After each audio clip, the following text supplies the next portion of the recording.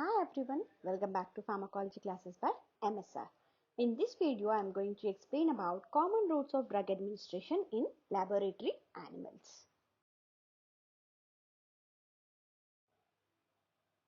So in Unit 1, we have common routes of drug administration in laboratory animals.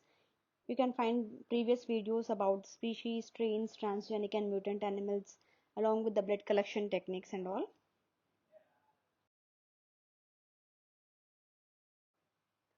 What is route of drug administration? Route of drug administration. How the drug is administered, what route it is chosen in our body is nothing but route of drug administration. So what is the path or route that is taken by the drug to get into our body is called as route of drug administration. So we can take a drug either in the ionized form or unionized form. So there are various routes of drug administration. So either a drug can be administered by the oral route, like a tablet, capsule, like that, or a parenteral route, or through the inhalations, or by the topical route. All these are the different routes of drug administration. The first route is gastrointestinal route. So our gastrointestinal tract starts with the mouth and ends with rectum and anus. So oral route, which is indicated as OS per OS, nothing but through the mouth. If we are giving any medicine or a drug, we call it as oral route. If we are inserting, we can insert any gavage into the stomach or a tube like thing or a needle into the stomach and we can insert the drug directly over there, or per rectum or rectal route. Nothing but we are giving the drug through the rectum or through anus. And the next one is NPO, nil per OS, nothing by mouth. So usually prescribed prior to general anesthetics are given by NPO route.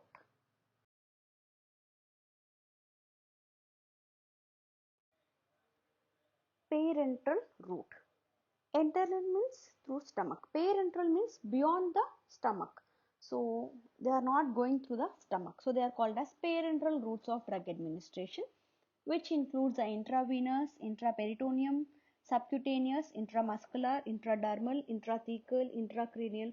All these are given by the injections to the veins or through peritoneum or through skin, through the muscles, to the spinal cord, to the cranium. So there are different routes of drug administration beyond the intestine. So they are called as parenteral routes of administration.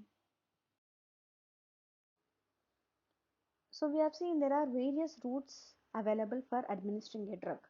So the selection of the route of administration depends on various factors like which animal is used for the experiment, what is the purpose of administering the drug, what type of drug you are going to administer, to which species you are going to administer. So all these factors should be considered for selecting the route of administration.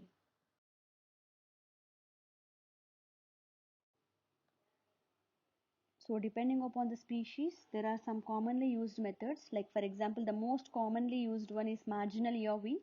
The most preferred animal for this marginal ear wean, for rabbits and pigs, we prefer this marginal ear wean method. Or like cephalic wean or jugular wean for the dogs, cats and large primates.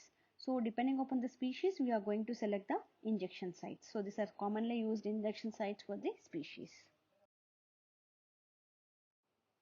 So the first route is oral route. For humans or for animals, the most commonly used method is oral route.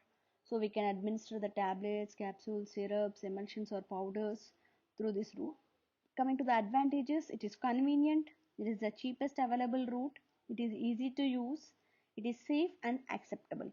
All these are the advantages by the oral route. Moving on to the disadvantages of oral route. Less amount of drug will reach the target site, because once the drug reaches the gastric region, there are gastric juices and intestinal juices which may destroy the drug, active drug, and absorption will maybe slow down and it may cause gastric irritation. The taste, smell may be objectionable, irritating smell, irritating taste can be happen. Sometimes the drug we take by the oral route may cause the discoloration of our teeth like iron and all. And the most important adverse effect or the disadvantage is first pass effect. Whatever the drug you are taking, it undergoes a hepatic metabolism, that is called as first pass effect. Greater the first pass effect, lesser amount of a drug will reach the systemic circulation.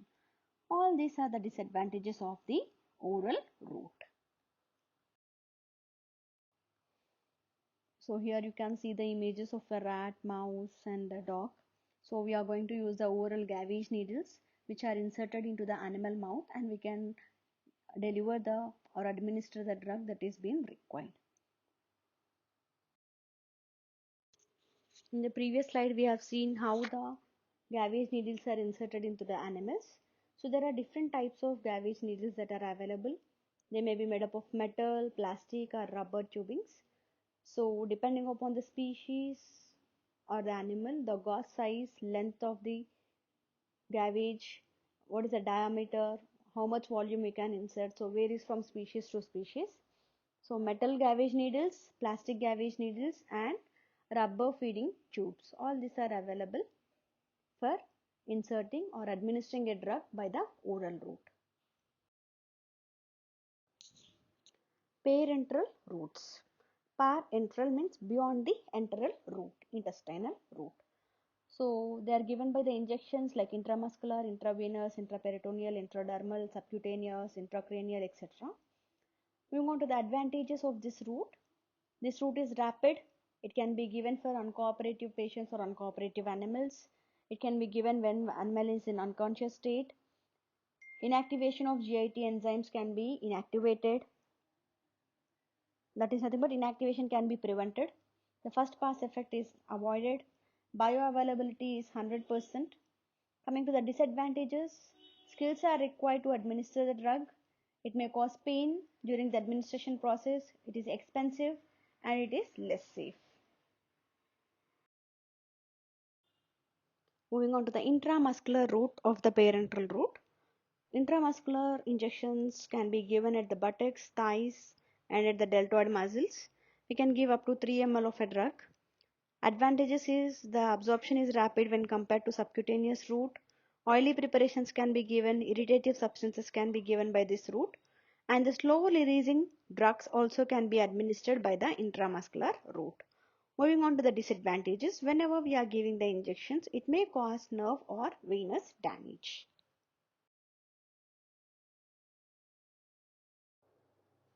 So among all the routes of drug administration, 100% bioavailability can be noticed with the intravenous route. So let's discuss about intravenous injections which can be applied to the lateral tail veins of the animals. These intravenous injections are the most preferred one for the immediate action when we require emergency treatment. Intravenous are the preferred route, and it can be given for unconscious patients. Large volume of fluid can be administered by this route. Any irritant substances can be diluted and given through injection of IV route. Absorption is not required. Directly the drug will be released into systemic circulation. First pass metabolism is not there for intravenous, and 100% bioavailability is there for intravenous route. The next parenteral route is intraperitoneal route. Peritoneum is the largest covering layer of our body. So intraperitoneal route can be used for peritoneal dialysis. So one person can hold the animal and the other person can insert the injection of intraperitoneal route. So where we are going to give this intraperitoneal injection is in the left quadrant of the lower abdomen. We can give this peritoneal injection. So we have to wipe it with ethanol and we have to insert the needle in the lower abdomen in the left side, where we can have only small intestine. Most of the organs are not present in this region. So there are less chances of penetrating into any organ. Anyway, we have to cross check by pulling the syringe back whether it is inserting into the intestine or not. Then we can give the injection. So when we are giving the injection also, we have to take care that the needle is inserted at 30-degree angle to the intraperitoneal cavity and we can give the drug.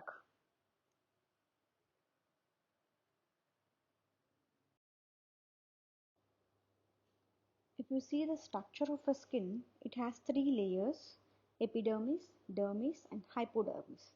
The topmost layer is epidermis, below which we have dermis. So intradermal injections are given into this dermal layer. So second layer of the skin, we are going to give the injections of intradermal. So wherever we are giving injection, that particular site should be either clipped or depilated. Nothing but the hair should be removed, that is depilation. So when we are giving the injection, before that the animal should be held in such a way that the skin should form as a fold. So within this fold we are going to insert the needle in flat position so that it will cross the epidermis and it reaches the dermis layers. It should not be very deep because it may reach the hypodermis. So the needle should be kept in a flat position so that it reaches the dermal layer of the skin where we are going to give the injection. So which proper care should be taken, or else the blood formation will be happen, swelling can be happen at the site of injection. The next route of drug administration is subcutaneous route. Subcutaneous, below the skin layers. So this drug can be administered by subcutaneous route at the arms, forearms, thighs and subscapular space. Usually we use a hypodermic needle for the subcutaneous injections. Coming to the advantages of this route, the absorption will be slow and constant. It is an hygienic method, but it also have the disadvantages like abscess formation, nothing but a pocket or swelling where the pus is being accumulated. And the absorption is limited by blood flow. Example of drugs which are administered by this route includes the insulin, adrenaline, etc. Moving on to the third type of route of administration, that are inhalations. In inhalation route, the drug are directly inhaled so that it reaches into the lungs directly. So it is a choice to avoid systemic circulation. Usually the volatile oils or gases, drugs can be administered by inhalations. Examples like salbutamol or the steam inhalations which contains the tinctures of benzoin, etc. It has various advantages and disadvantages which includes rapid absorption rate, rapid onset of action, with minimum dose requirement. Method is easy to follow and it doesn't have any first pass effect. But it adds with the disadvantages like it requires a specific apparatus to inhale the drug or deliver the drug. When we are inhaling, that particular drug may irritate the respiratory tract and the patient cooperation is required for the inhalation process. If the patient is not cooperative, or then we can't administer this particular drug. These are various apparatus which are used for steam inhalation process. So the drugs can be administered by various inhalations like in the chamber or the inhalation, oxygen inhalations. So these are the various routes how the drug can be administered for animals. The last type of route of administration is topical route. So drugs can be applied to the external surfaces of the skin or the mucous membranes by this topical route, but there are various types of the topical routes which includes N-epidermic route. N-epidermic, above the epidermic layer. So just if you are applying something on the outer surface of the skin, that is called as N-epidermic. Examples, falsities, plasters, creams, ointments, all this comes under an epidermic route. And the second one is epidermic route, which is inutition. Nothing but here we are rubbing the cream or ointment that we are going to apply on the skin. So because of that rubbing, that particular ointment or a drug will be penetrating to the epidermal layer of the skin. Examples, it includes different oils. When you do the massage with different oils and do the rubbing process, that will be going into the epidermal layer of the skin. And the next one are insufflations. Nothing but the drug is finely powdered and it is blown into various body cavities or spaces with the help of special nebulizers, and this method is called as insufflations. The next method is irrigation or douching. Nothing but this is a method which is used to clean or wash a particular cavity of our body like urinary bladder, uterus, vagina or urethra. So it is also used for the application of antiseptic drugs into these cavities. The last method of topical route is painting or swabbing. Nothing but we will take a lotion or any cream or ointment, and we will apply onto the mucosal surfaces or buccal surfaces or into the nasal cavity. Nothing but we will swab it on that particular region. That is nothing but painting or swabbing. So this image represents the animal holder, rat or mice animal holders. So how to hold the animals? You have to hold the tail and you have to hold all the skin near the ears back so that you can easily hold the animal, and it can be restrained using the rat or mice holder. So this is a general information how to hold the animals. So never hold the rabbit with its ears. Always hold the animal in a proper way by supporting it back through your hand, and the rabbit is restrained using a rabbit holder. So here you can see how the guinea pig is holded. Here also we have to give a support for the back of the guinea pig with your hand, and you have to hold the neck region so that it will be comfortable, and we can restrain this by using the guinea pig restrainer.